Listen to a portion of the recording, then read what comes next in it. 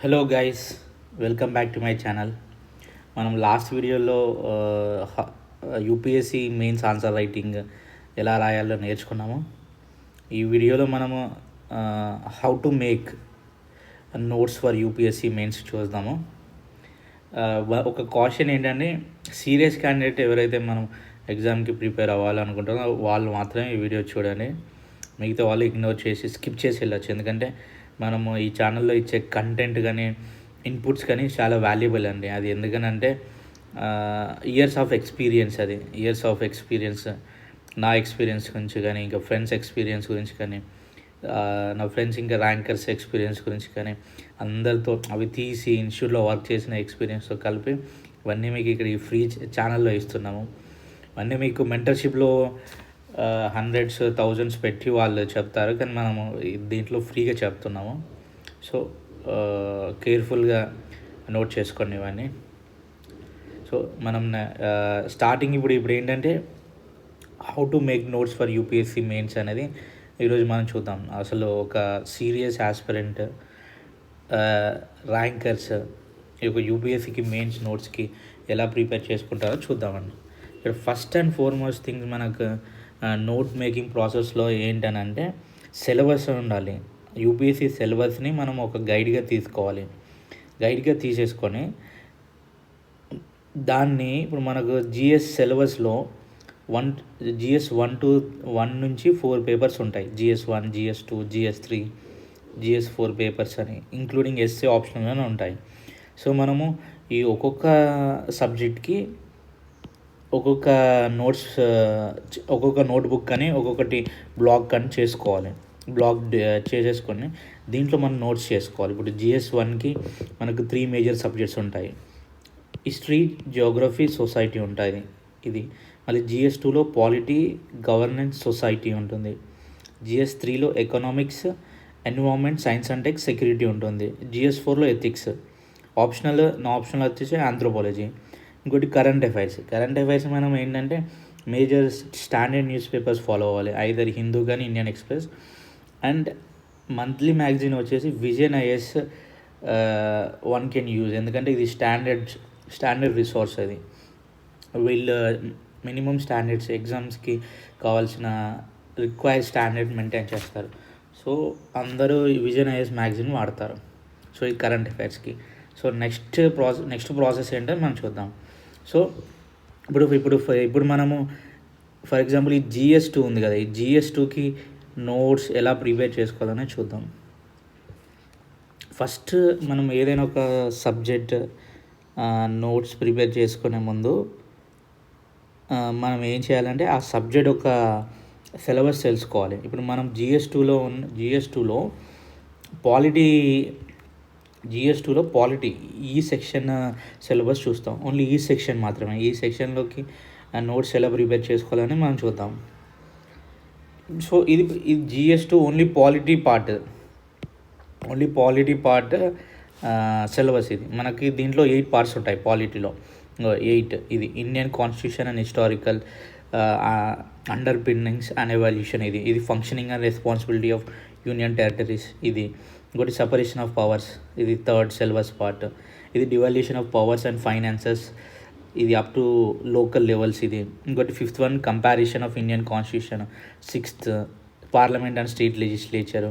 ఇది 7th part. ఇది 8th part. ఇది ఓన్లీ మనకి పాలిటీ సెక్షన్లోనే సిలబస్, ఇది GS పేపర్ 2లో. సో దీంట్లో మనకి ఈ ఒక్కొక్క పాయింట్ ఆఫ్ సిలబస్లో దాని కింద సబ్ పార్ట్స్ ఉంటాయి. సబ్ పార్ట్స్ అంటే దాని కింద ఇంకా ఆ పాయింట్ కింద ఇంకేమేమి సిలబస్ కవర్ అవుతాయని. సో ఈ ఫస్ట్ దాంట్లో historical background, making of the constitution, salient features and basic structure of the constitution. ఇంకోటి ప్రియంబుల్, ఇది fundamental rights, fundamental duties, amendments, signification provisions. ఈ ఫస్ట్ పార్ట్లో కవర్ అవుతాయి. ఇది సెకండ్ పార్ట్లో ఇది distribution of legislative, executive, financial powers, అలా second పార్ట్లో. ఇంకా థర్డ్ పార్ట్లో ఇలా. సో ఇలా ఒక్కొక్క దాంట్లో ఇంకా సిలబస్ ఇలా ఉంటాయి సబ్ పార్ట్స్గా. సో దీంట్లో నుంచే మనకి ఎవ్రీ ఇయర్ క్వశ్చన్స్ అనేది ఈ సబ్ పార్ట్స్ నుంచి వస్తుంటాయి. ఇది మెయిన్ సిలబస్. ఇది దీని కింద ఉన్న సబ్ సిలబస్. మనం దీన్ని ఐడెంటిఫై చేసి దీంట్లోకి వెళ్ళే క్వశ్చన్స్ వస్తాయి. సో మనకి మళ్ళీ దీంట్లో ఏముంటాయంటే థీమ్స్ ఉంటాయి. దీంట్లో మనకి థీమ్స్ ఉంటాయి. ఆ థీమ్స్ని మనము పీవైక్యూస్ అనలైజ్ చేసినప్పుడు ఆ థీమ్స్ ఏంటని మనకు తెలుస్తుంది. సో ఇప్పుడు మనం పాలిటీ సెక్షన్ GS2లో ఎవ్రీ ఇయర్ ఏ పార్ట్ నుంచి ఎన్ని క్వశ్చన్స్ వస్తున్నాయి, అసలు పాలిటీ నుంచి GS2 పేపర్లో ఎవ్రీ ఇయర్ ఎన్ని క్వశ్చన్స్ వస్తున్నాయి, మళ్ళీ ఈ పార్ట్లో ఎక్కువ క్వశ్చన్స్ వస్తున్నాయా, దీంట్లో వస్తున్నాయా మనం చూద్దాం నెక్స్ట్. సో ఇది నెక్స్ట్ ఇది GS2 ఓన్లీ పాలిటీయే. అవుట్ ఆఫ్ 20 క్వశ్చన్స్లో ఓన్లీ మనకు పాలిటీ నుంచి ఎన్ని క్వశ్చన్స్ వస్తున్నాయో చూద్దాం. సో 2025లో మనకు ఓన్లీ పాలిటీ నుంచి ఈ హిస్టారికల్ అండర్ పిన్నింగ్స్ నుంచి 2 క్వశ్చన్స్ వచ్చాయి. ఇది మళ్ళీ ఇంకోటి ఫంక్షన్స్ అండ్ రెస్పాన్సిబిలిటీ నుంచి 2 క్వశ్చన్స్ వచ్చాయి. సపరేషన్ ఆఫ్ పవర్స్ నుంచి రాలేదు, డెవల్యూషన్ ఆఫ్ పవర్స్ నుంచి రాలేదు. మళ్ళీ ఇంకోటి comparison of Indian constitutional scheme with others నుంచి 2 వచ్చాయి. మొత్తం 6 క్వశ్చన్స్ వచ్చాయి ఇక్కడే. మళ్ళీ ఇంకోటి స్ట్రక్చర్, ఆర్గనైజేషన్, ఎగ్జిక్యూటివ్ ఇక్కడ నుంచి 3, మొత్తం 9 questions. Salient features of RPA act ఇది మొత్తం 10 క్వశ్చన్స్ వచ్చాయి 2025లో. అలా మళ్ళీ ఇంకో 2024లో చూడు 1 2 4 5 6 7 8. 23లో 6 8 10. సో నా యావరేజ్ ఏమొస్తున్నాయి అంటే 8 to 10 క్వశ్చన్స్ వస్తున్నాయి ఓన్లీ పాలిటీ సెక్షన్లోనే. సో దీంట్లో మనకి ఇందాక చెప్పుకున్నాం కదా, ఈ పార్ట్ 1 సిలబస్లో, పార్ట్ 2 సిలబస్లో థీమ్స్ని ఐడెంటిఫై చేయాలని. ఆ థీమ్స్ని ఎలా ఐడెంటిఫై చేస్తామంటే పీవైక్యూస్ నుంచి ఫ్రమ్ 2013 నుంచి 2013 to 2025 జరిగిన మెయిన్స్ వరకు ఏవే క్వశ్చన్స్ మనకు వచ్చాయో దాన్ని మనం థీమ్స్గా తీసుకుంటాం. దాన్ని థీమ్స్గా తీసేసుకొని మనం థీమ్స్ ఐడెంటిఫై చేసి దాన్ని నోట్స్ చేసుకోవాలి మనం. అది అసలు మెయిన్స్ నోట్స్ అంటే అది ఈ పీవైక్యూస్ నుంచి వచ్చే టాపిక్స్నే మనం ఐడెంటిఫై చేసి థీమ్స్ ఇస్తారు. అలా ఇప్పుడు ఫర్ ఎగ్జాంపుల్ ఇప్పుడు ఈ దీంట్లో చూసాం కదా, Indian constitution historical under meanings. దీంట్లో థీమ్స్ ఉంటాయి. ఇప్పుడు దీంట్లో థీమ్స్ ఏంటిది, దీంట్లో ఒక ఫస్ట్ థీమ్ ఏంటంటే historical evolution of the constitution, ఇది ఒక థీమ్, రైట్. ఇంకోటి సెకండ్ థీమ్ ఏంటిదంటే silent features of the constitution, ఇది ఒక థీమ్. థర్డ్ థీమ్ ఏంటిదంటే ప్రియంబల్. అలా ఇంకొకటి ఫోర్త్ ఏంటిదంటే బేసిక్ స్ట్రక్చర్ డాక్ట్రిన్.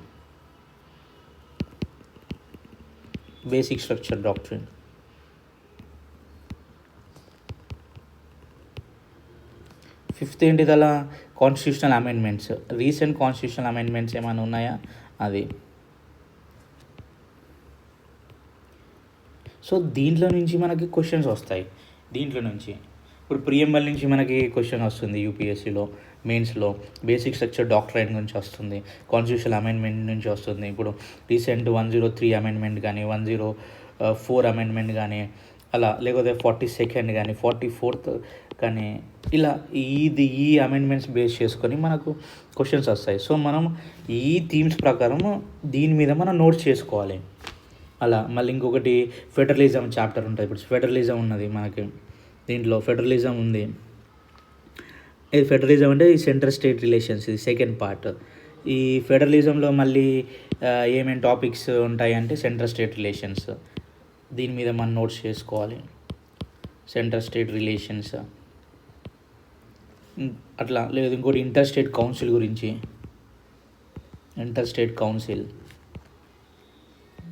ఇంకోటి గవర్నర్ మీద, ఇంకోటి ఆర్టికల్ 356 మీద, లేదా GST కౌన్సిల్ మీద అట్లా. ఇంకోటి కోఆపరేటివ్ అండ్ కాంపిటేటివ్ ఫెడరలిజం మీద అలా క్వశ్చన్స్ వస్తూ ఉంటాయి.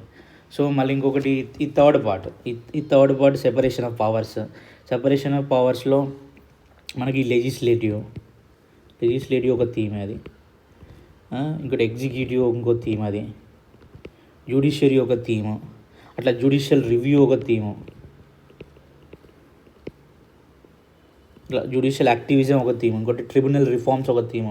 సో ఇలా ఉంటాయి ఒక్కొక్క దాంట్లో. మళ్ళీ ఇంకోటి లోకల్ గవర్నెన్స్ ఉంటుంది కదా, లోకల్ గవర్నెన్స్లో panchayati raj, urban local bodies, 73rd and 74th amendments, అలా ఇంకోటి డివల్యూషన్ ఆఫ్ ఫండ్స్, ఫంక్షన్స్, అలా ఒక్కొక్క థీమ్ని మనం ఐడెంటిఫై చేయాలి. దాంట్లో నుంచి దాని నుంచి మనం నోట్స్ చేయాలి అలా. మళ్ళీ ఇంకొకటి కంపారేటివ్ కాన్స్టిట్యూషన్, ఇంకోటి ఫిఫ్త్ పార్ట్లో సిలబస్ ఉంది కదా, అది కాన్స్టిట్యూషన్ కంపారిజన్. అది ఇంకో దాంట్లో నుంచి కంపారేటివ్ కాన్స్టిట్యూషన్లో నుంచి మనం థీమ్స్ ఐడెంటిఫై చేయాలి. ఈవెన్ ఎక్కడి నుంచి అంటే పీవైక్యూస్ నుంచి ఐడెంటిఫై చేయాలి.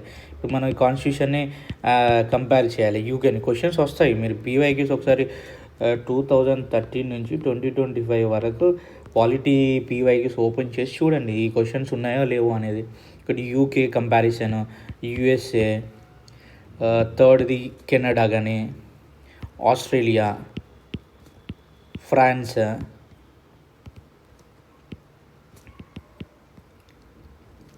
అలా. ఇంకొకటి పార్లమెంటరీ విత్ ప్రెసిడెన్షియల్ సిస్టమ్ కానీ.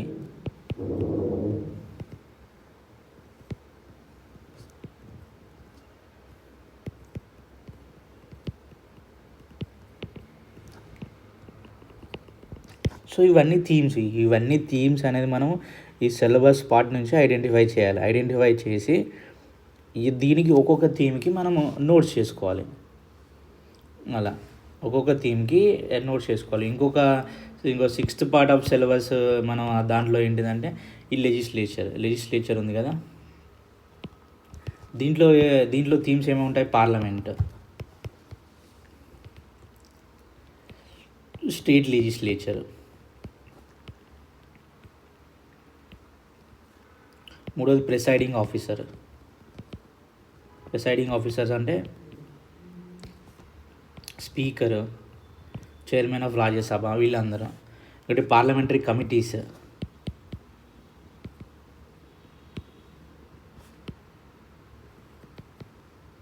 Question hour, money bill, anti defection లా,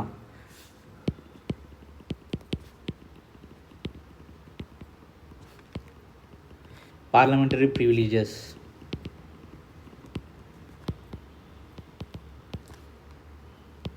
సో ఇవన్నీ థీమ్స్ అన్నట్టు. ఈ థీమ్స్ మీద మనము క్వశ్చన్స్ ఈ థీమ్స్ మీద మనకు క్వశ్చన్స్ వస్తాయి. సో మనం ఈ థీమ్స్ మీద మనం నోట్స్ ప్రిపేర్ చేసుకోవాలి అలా. సో ఈ థీమ్స్ మీద మనము నోట్స్ ప్రిపేర్ ఎలా చేసుకోవాలనేది ఇప్పుడు నెక్స్ట్ మనం ఫర్దర్గా చూద్దాము.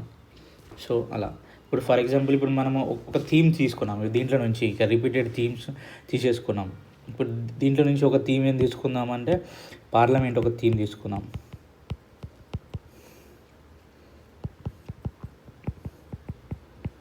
సో ఈ పార్లమెంట్ని థీమ్ని మనం నోట్స్ ఎలా చేయాలి?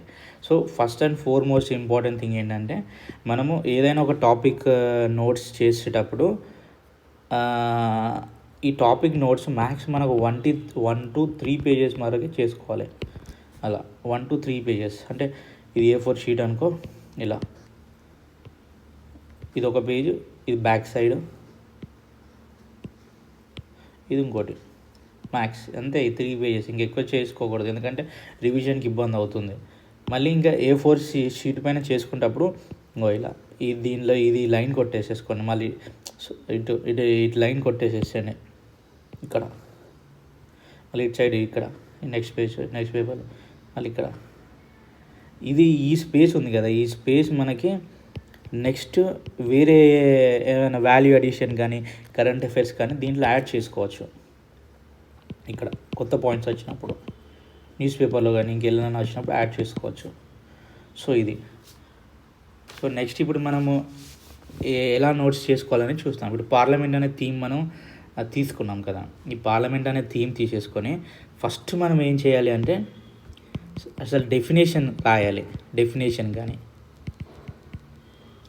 అది, లేకపోతే ఇంకేంటిది కాన్స్టిట్యూషనల్ ఆర్టికల్స్ రిలేటెడ్ దానికి నోట్స్ ఈ స్ట్రక్చర్లో ఉండాలి, ఈ ఫార్మాట్లో ఉంటే అండ్ 360 డిగ్రీస్ కవర్ అయిపోతుంది. సో ఎప్పుడైనా క్వశ్చన్స్ కానీ మనకు డైరెక్ట్గా రాకపోయినా దీంట్లో ఏదో ఒక పార్ట్ నుంచి వచ్చినా కూడా మనం ఈ కంటెంట్ని యూజ్ చేసి ఆ ఫుల్ క్వశ్చన్ అడ్రస్ చేయొచ్చు. సో వీళ్ళందరూ అంతే, టాపర్స్ కానీ రిపీటెడ్ ర్యాంకర్స్ కానీ వాళ్ళు ఏం చేస్తారంటే ఈ ఉన్న కంటెంట్నే వాళ్ళు యూజ్ చేసుకొని మంచి ఆన్సర్స్ రాస్తారు అలా. సో ఇంకోటి ఫీచర్స్, ఫంక్షన్స్, ఇష్యూస్,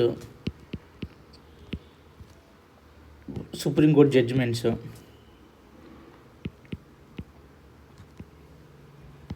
కమిటీస్,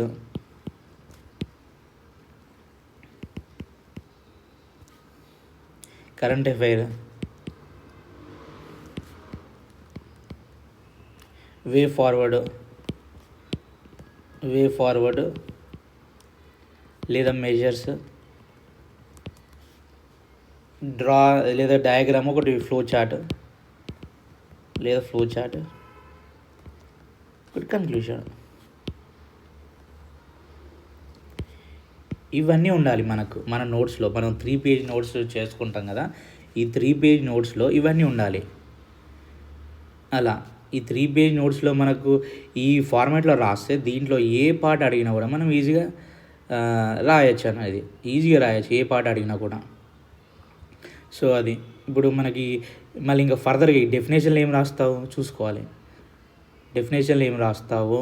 ఇంకోటి కాన్స్టిట్యూషన్ ఆర్టికల్స్లో ఏం రాస్తావు, ఇవన్నీ చూడాలి మనం. అలా ఇప్పుడు ఈ 3 పేజెస్లోనే మనకు మిగతా ఇదేంటి 11 పాయింట్స్ మనం రాసాం కదా, ఈ 11 పాయింట్స్ ఉండాలి దాంట్లో.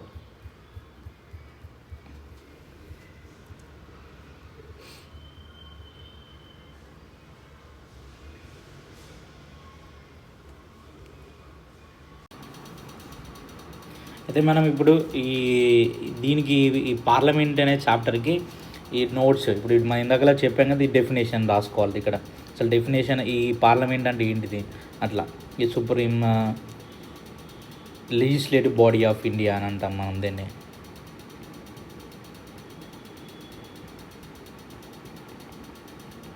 అలా దీని గురించి రాసుకోవాలి. దీంట్లో ఉన్న కాన్స్టిట్యూషనల్ ఆర్టికల్స్ ఏంటి కానీ 79 to 122 అలా ఆర్టికల్స్.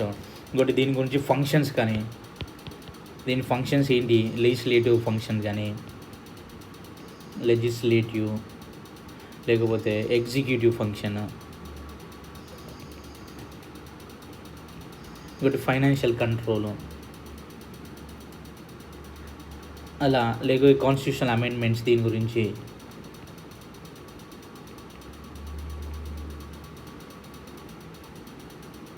ఇవన్నీ ఫంక్షన్స్లో రాసుకోవాలి ఏం చేస్తుందని. మళ్ళీ ఇంకోటి దీనికి సంబంధించిన ఇష్యూస్ కానీ ఛాలెంజెస్ రిలేటెడ్ టు ఇట్. ఇది ఏంటి, మనకు పార్లమెంట్లో ఇష్యూస్ ఏముంటాయి, డిస్రప్షన్స్ ఎక్కువ అవుతాయి, decline in sittings, number of hours decline అయిపోతున్నాయి, అలా వీక్ కమ్యూనిటీ స్క్రూటినిటీ ఉంది, కమిటీ స్క్రూటినీ, ఎక్కువ ఆర్డినెన్స్ రూట్ తీసుకుంటున్నాయి బిల్స్ అని. ఒకటి జాయింట్ పార్లమెంటరీ కమిటీకి బిల్స్ రెఫర్ చేయట్లేదు. సో ఇవన్నీ ఉంటాయి. సో దీనికి సంబంధించిన గవర్నమెంట్ ఇష్యూస్ కానీ మెజర్స్ కానీ ఏమున్నాయా అని చూసుకోవాలి మనం. అలా ఇప్పుడు ఏం చేస్తుంది, మెజర్స్ ఏం చేస్తుంది, డిజిటల్ పార్లమెంట్ అయినా కానీ, ఈ విధాన ఇనిషియేటివ్స్ కానీ, ఇంకా ఈ డిస్రప్షన్కి సంబంధించిన మెజర్స్ కానీ, డిక్లైనింగ్ ఇన్ సిట్టింగ్స్ కానీ మెజర్స్ కానీ మనం అన్నీ రాసుకోవాలి. దీంట్లో సుప్రీంకోర్టు ఏమైనా జడ్జ్మెంట్స్ ఉంటే, కమిటీ రికమెండేషన్స్ ఉంటే, current affairs related to parliament ఏమైనా వచ్చినప్పుడు మనం దీంట్లో కోట్ చేసుకోవాలి.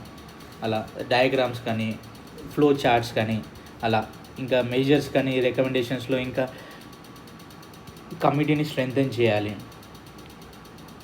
అని అట్లా రాసుకోవడం. Increase number of sitting days, అలా రిఫార్మ్ యాంటీ డిఫెక్షన్ లా అని, ఇంప్రూవ్ లెజిస్లేటివ్ స్క్రూటినీ అని, అలా రాసుకోవాలి. ఇంకా కంక్లూజన్ కూడా ఏం చేయాలి మనం. కంక్లూజన్ అంటే ఇట్లా ఏదో ఒకటి ఇట్లా అంటే మనం ఇట్లా స్ట్రాంగ్గా రాసుకోవాలి. A strong parliament is essential for constitutional democracy, accountability and effective governance అని అలా అలా రాసుకొని మనం ఏం చేయాలి, ఈ టాపిక్ని ఇక 360 డిగ్రీస్లో కవర్ అయిపోతుంది అలా. సో ఇప్పుడు మనం పార్లమెంట్ థీమ్కి నోట్స్ ఎలా చేసుకోవాలని చూసాము అలా. సో నెక్స్ట్ ఏంటంటే మనం ఏదైనా పార్లమెంటే కాకుండా ఇంకా వేరే ఏ టాపిక్ అయినా మనం నోట్స్ ఒక స్టాండర్డ్ ప్రొసీజర్లో నోట్స్ చేసుకోవాలి అలా. నెక్స్ట్ ఏంటంటే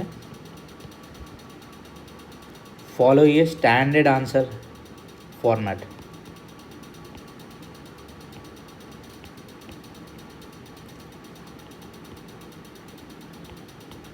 ఎప్పుడు కూడా ఒక స్టాండర్డ్ ఆన్సర్ ఫార్మాట్ ఫాలో కావాలి. ఎవ్రీ టాపిక్ ఏదైనా ఏ టాపిక్ చేసుకున్నా కూడా ఫర్ ఎవ్రీ టాపిక్కి మనం ఇలా చేసుకోవాలి నోట్స్. ఏంటంటే ఫస్ట్ ఏంటి ఉండాలి, మీనింగ్ ఉండాలి ఆ టాపిక్ గురించి, అది ఏంటిది, దాని డెఫినేషన్ ఏంటిది. సెకండ్ది దాని గురించి దానికి ఏమైనా కాన్స్టిట్యూషనల్ లీగల్ బేసిస్ ఉందా, అంటే ఆ టాపిక్ గురించి మనం ఏమైనా కాన్స్టిట్యూషనల్ ఆర్టికల్స్ కానీ లీగల్ బేసిస్ కానీ ఏమైనా యాడ్ చేయొచ్చా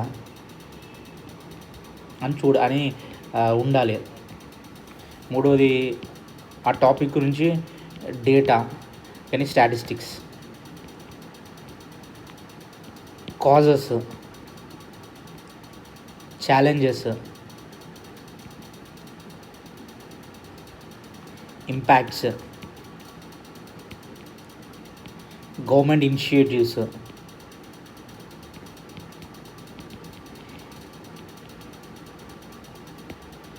ఇంకోటి కమిటీ రికమెండేషన్స్,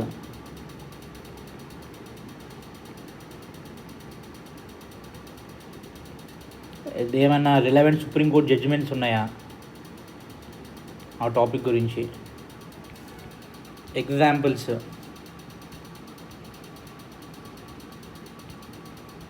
లేదా case studies, way forward, conclusion. So ఒక టాపిక్ మీద మనం నోట్స్ చేసుకునే ముందుకు ఇన్ని డైమెన్షన్స్లో మనం నోట్స్ కవర్ చేసామనుకో, ఆ నోట్స్ ఏమవుతుందంటే మనకు 360 డిగ్రీస్ నోట్స్ అవుతుంది అలా. సో మనము ఒకటే పాయింట్ మీద మనము ఆన్సర్ మొత్తము లేదా సగం పేజ్ రాసే కన్నా ఇన్ని డైమెన్షన్స్ మనం మన ఆన్సర్లో మెన్షన్ చేస్తే ఆ ఆన్సర్ ఎఫెక్టివ్గా ఉంటుంది. సో ఇది ఒక స్టాండర్డ్ ఫార్మాట్ మన ఆన్సర్ మనం నోట్స్ చేసుకోవడానికి. ఫస్ట్ మనం నోట్స్ ఎలా మేక్ చేసుకుంటామో దాన్ని బట్టి మన ఆన్సర్స్ రాస్తాము. నెక్స్ట్ ప్రజెంటేషన్ ఇంప్రూవ్ చేసుకుంటే ఆ ఆన్సర్ స్టాండర్డ్ ఆన్సర్గా ఉంటుంది అన్నట్టు. సో అలా. సో ఇప్పుడు ఇది ఒక స్టాండర్డ్ నోట్స్ ఎలా మేక్ చేయాలంటే ఈ ఫార్మాట్లో మేక్ చేయాలి. అంటే మన ఆన్సర్ క్వశ్చన్ అండ్ ఆన్సర్ ఫార్మాట్లో నోట్స్ ఎప్పుడైనా మనము చేసుకుంటే మనకి అది మెయిన్స్లో కానీ రివిజన్స్కి చాలా యూస్ఫుల్ అవుతుంది అది. సో నెక్స్ట్ ఏంటిదంటే మన నోట్స్ ఎలా ఉండాలంటే విజువల్ నోట్స్గా ఉండాలి. విజువల్ నోట్స్గా అట్లా యూజ్ విజువల్ నోట్స్.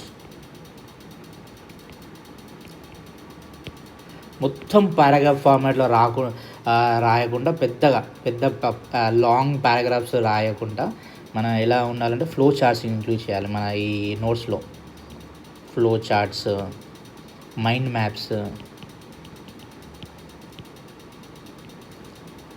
ఇంకోటి ఏమన్నా టేబుల్స్, ఇంకోటి 4 టైమ్ లైన్స్. టైమ్ లైన్స్ అంటే మనం ఇందాకలా హిస్టారికల్ బ్యాక్గ్రౌండ్ అనే టాపిక్ చూసినప్పుడు దాంట్లో టైమ్ లైన్స్ ఉంటాయి. మనకి ఎప్పటి నుంచి 1973 నుంచి 1949 వరకు మనకి యాక్ట్స్ ఉంటాయి. సో ఎవల్యూషన్ ఆఫ్ ద కాన్స్టిట్యూషన్లో ఈ 1979 టు 1949 యాక్ట్స్ అన్ని దీంట్లో వస్తాయి. ఆ టైమ్ లైన్స్ అని మనం పెట్టుకోవచ్చు అలా. ఇంకొకటి డయాగ్రామ్స్ మన ఆన్సర్స్లో కానీ నోట్స్లో కానీ. ఇంకోటి మ్యాప్స్ అంటే మనము ఈ జియోగ్రఫీ, ఐఆర్ ఇలా మనము ఈ టాపిక్స్లో మనము మ్యాప్స్ డ్రా చేయొచ్చు. సో విజువల్ నోట్స్ అనేది మంచిగా ఉండాలి మన ఆన్సర్స్లో అలా. సో నెక్స్ట్ పార్ట్ ఏంటంటే నెక్స్ట్ కరెంట్ అఫైర్స్ని ఇంటిగ్రేట్ చేయాలి మన నోట్స్లో. డెఫినెట్గా కరెంట్ అఫైర్స్ని ఇంటిగ్రేట్ చేయాలి. Integrate current affairs.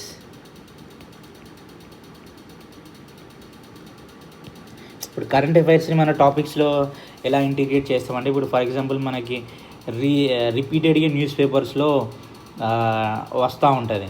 ఆ న్యూస్ పేపర్స్లో కానీ మ్యాగజైన్స్లో కానీ న్యూస్లో కానీ ఎప్పటికీ వస్తూ ఉంటుంది. సో ఇప్పుడు మనము ప్రతి న్యూస్ కాకుండా రిపీట్ వచ్చే న్యూస్ మీద మనము నోట్స్ చేసుకోవాలి. ఫర్ ఎగ్జాంపుల్ ఒకటి ఎంఎస్ఎంఈ టాపిక్ అని ఉంటుంది.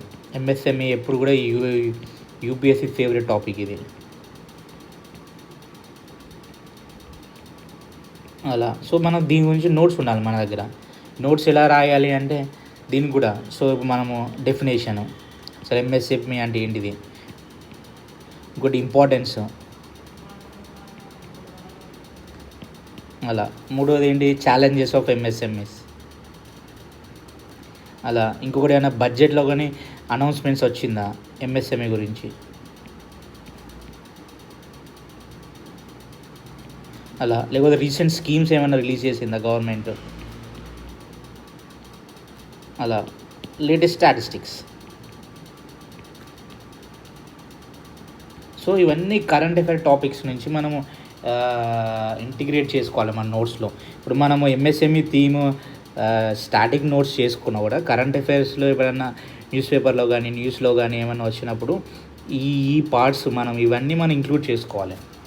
ఇది బడ్జెట్ అనౌన్స్మెంట్ కానీ రీసెంట్ స్కీమ్స్ ఏమైనా రిలీజ్ చేసినా లేటెస్ట్ స్టాటిస్టిక్స్ ఉన్నా ఇవన్నీ మనం మన నోట్స్లో ఇంక్లూడ్ చేసుకుంటే స్టాటిక్ దగ్గర నోట్స్లో ఇంక్లూడ్ చేసుకుంటే మనకు ఈజీగా అయిపోతుంది అలా. నెక్స్ట్ ఏంటిది మన ఆన్సర్స్లో వాల్యూ అడిషన్ ఉండాలి. వాల్యూ అడిషన్స్ కూడా ఎలా చేస్తావు, వాల్యూ అడిషన్స్ని మనం వాల్యూ అడిషన్ ఎలా చేస్తామంటే కమిటీస్ రికమెండేషన్స్ ఉంటాయి, లేదా నీతి ఆయోగ్ రికమెండేషన్స్ ఉంటాయి. నీతి ఆయోగ్ రికమెండేషన్స్ రాసుకోవాలి మన నోట్స్లో. సర్టెన్ ఇప్పుడు ఎంఎస్ఎంఈ టాపిక్ గురించి నీతి ఆయోగ్ ఏమైనా రికమెండేషన్ ఇచ్చిందా అది రాసుకోవాలి. ఇది వాల్యూ అడిషన్ పాయింట్ అవుతుంది మన దగ్గర. ఇంకోటి ఎకనామిక్ సర్వే పాయింట్స్ నుంచి కూడా తీసుకోవాలి అలా. లేకపోతే ఎస్డిజి గోల్స్ ఉంటాయి కదా దాని గురించి కానీ దాని నుంచి 4 కాన్స్టిట్యూషనల్ ఆర్టికల్స్, కమిటీ రిపోర్ట్స్, ఇవన్నీ వాల్యూ అడిషన్ మనకి. ఇవన్నీ ఏదైనా గుడ్ గవర్నెన్స్ ఎగ్జాంపుల్స్,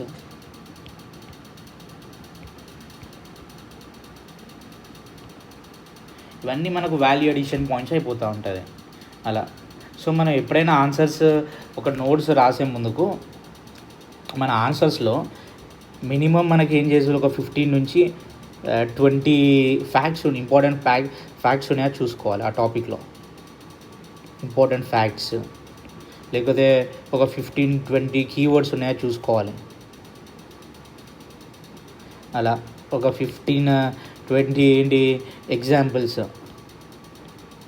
లేకపోతే స్కీమ్స్, రిపోర్ట్స్, లేదా కేస్ స్టడీస్. ఇలా ఉన్నప్పుడు నీకు కంటెంట్ చాలా రిచ్గా ఉంటుంది. చాలా రిచ్గా ఉంటుంది. సో మన దగ్గర కంటెంట్ రిచ్గా ఉన్నప్పుడు దాన్ని ఎలా ప్రజెంటేషన్ చేయాలని మనకు తెలిసిందనుకో, మనకు అప్పుడు ఎక్సలెంట్ ఆన్సర్స్ వస్తాయి. ఇప్పుడు ఇక మార్క్స్ ఎందుకు రావండి జిఎస్లో 120+ ఈజీగా వస్తాయి. ప్రతి సబ్జెక్ట్లో మంచి మార్క్స్ స్కోర్ చేసుకోవచ్చు. ఇది స్ట్రాటజీ అలా. సో మళ్ళీ ఇంకేంటంటే మన రిసోర్సెస్ అనేది చాలా లిమిటెడ్గా పెట్టుకోవాలి అలా. ఇప్పుడు మనకు ఒకటే స్టాండర్డ్ బుక్ ఫాలో కావాలి. కరెంట్ అఫైర్స్ మ్యాగజైన్స్ కానీ ఒకటే, PYQs ఒకటే ఏదో ఒక సోర్స్ తీసేసుకొని అన్నీ అలా చేసుకోవాలి అన్నట్టు. మన రిసోర్సెస్ ఎంత తక్కువ పెట్టుకుంటే అంత మంచిది మనకు. సో అది అలా. ఇప్పుడు మనం ఒక టాపిక్ని మాత్రం రోజుకు ఒక 1 hour 2 hours చదువుకున్నాక ఒక 30 minutes నోట్స్, ఒక 30 నుంచి 40 minutes నోట్స్ ఈ ప్రొసీజర్లో మేక్ చేసుకోవాలి. దాన్ని కొంచెం కరెంట్ అఫైర్స్తోన ఏంటి అప్డేట్ చేసుకోవాలి, మళ్ళీ తర్వాత రివిజన్. సో అలా మనం డైలీ ఈ హ్యాబిట్ని డెవలప్ చేసుకుంటే ఈజీగా ఉంటుంది అలా. సో ఇది స్టాండర్డ్ ఫార్మాట్ మనకు నోట్స్ ప్రిపేర్ చేసుకోవడానికి. ఇంకా కమ్మింగ్ వీడియోస్లో మనం వచ్చి ఇంకా డీటెయిల్గా ఇంకా వేరే టాపిక్ గురించి నోట్స్ ఎలా ప్రిపేర్ చేసుకోవాలి, ఇంకా ఇంకా ఆన్సర్స్ ఇంకా ఆన్సర్ ఎవాల్యుయేషన్ ఎలా చేస్తారు ఆ వీడియోస్ కానీ, ఇంకా ఆంథ్రోపాలజీ వీడియోస్ కానీ, ఇంకా లేదా GS2కి అన్ని టాపిక్స్ థీమ్స్ ఎలా ఏమున్నాయి దానికి ఇంకెలా చేయాలని మనం నెక్స్ట్ కంప్లీట్గా ఫర్దర్గా వీడియోస్లో చూస్తామని. That's for all now. Thank you.